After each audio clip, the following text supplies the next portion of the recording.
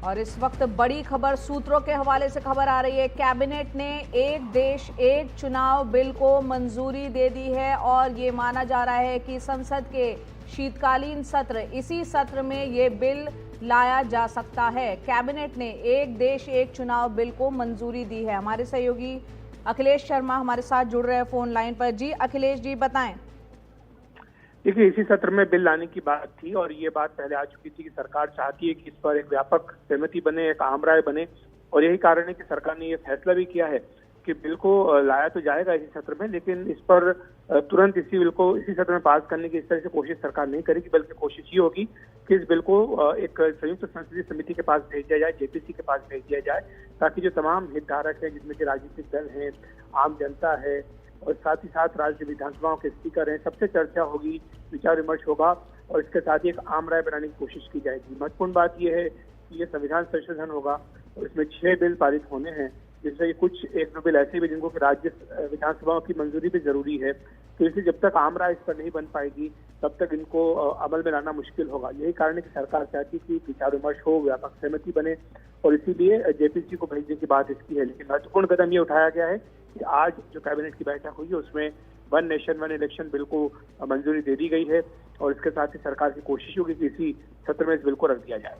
जी अखिलेश जी, इसको लेकर एक कमेटी भी बनी थी। पूर्व राष्ट्रपति रामनाथ कोविंद, उनकी जो शर्तें थी, उस समिति की जो रिपोर्टें थी वो केंद्र सरकार को भेजी गई थी। उसमें क्या था, क्या उसको अब मंजूरी कैबिनेट में उन शर्तों को मान लिया गया है?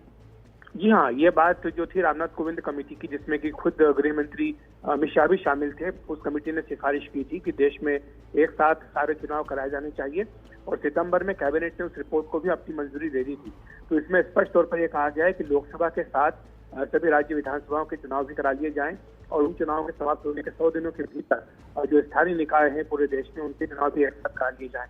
तो इस तरह चरणबद्ध तरीके से इस चुनाव को कराने का रिकमेंडेशन की गई थी रामनाथ कोविंद कमेटी में।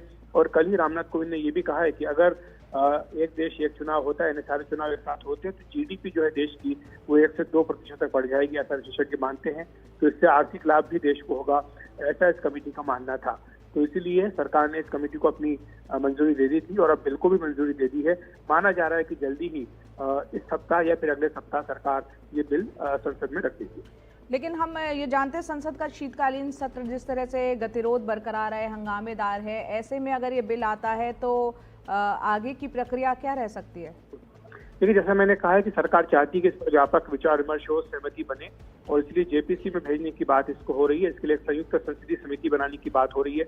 निश्चित तौर पर विपक्ष जो है विरोध कर रहा है। कांग्रेस पार्टी समेत तमाम विपक्षी दलों ने कहा है कि वो इसके पक्ष में नहीं है, क्योंकि वो मानते हैं कि इससे जो संघीय ढांचा है देश का, उसके साथ खिलवाड़ होगा और जो राज्य वो के अधिकार हैं, राज्य विधानसभाओं का जो कार्यकाल है, उसमें कटौती होगी या उनको बढ़ाया जाएगा और इसको वो स्वीकार नहीं करेंगे। यही कारण है कि सरकार ने ये फैसला किया है कि इस पर व्यापक विचार विमर्श हो, सहमति हो, इसीलिए एक जेपीसी बना दी जाए। जहां तक संसद में गतिरोध का सवाल है, आप जानती है कि जल्दी ही जो है संविधान पर चर्चा होने जा रही है दोनों ही सदनों में, तो उसमें माना जा रहा है कि शांतिपूर्ण ढंग से वो चर्चा होगी और ऐसे में उसके तुरंत बाद ये बिल लाया जा सकता है। वैसे जहां तक हंगामे के बीच बिल की बात है, कल ही लोकसभा में जो रेलवे का बिल था वो पारित कराया गया है। जी अखिलेश जी, आखिरी सवाल यहाँ ये बताएं कि चुनाव आयोग जो है अभी तक उसकी इस बारे में क्या राय रही है? देखिए, चुनाव आयोग तो कहता है कि ये तो सरकार को फैसला करना है, पार्लियामेंट को फैसला करना है कि अगर चाहे तो एक देश एक चुनाव हो। चुनाव आयोग का हमेशा एक कहना रहा है कि जब भी उसे चुनाव कराने के लिए कहा जाएगा वो चुनाव कराने के लिए तैयार है।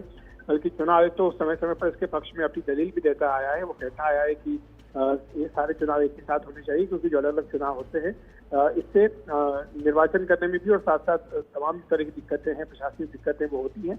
हालांकि वो दोनों ही बातों के लिए तैयार है कि जो मौजूदा व्यवस्था चल रही है अगर वो जारी रहे तो वो भी उसके लिए तैयार है और अगर एक साथ सारे चुनाव करा जाए तो उसके लिए भी चुनाव आयोग तैयार है। जी बहुत बहुत शुक्रिया विस्तार से तमाम जानकारी देने के लिए हमारे दर्शकों को। तो अखिलेश शर्मा बता रहे थे कि किस तरह से कैबिनेट ने आखिरकार एक देश एक चुनाव बिल को सूत्रों के मुताबिक जो खबर है उसको मंजूरी दे दी है और इसी सत्र में, शीतकालीन सत्र में सरकार की योजना है इस बिल को पेश करने की।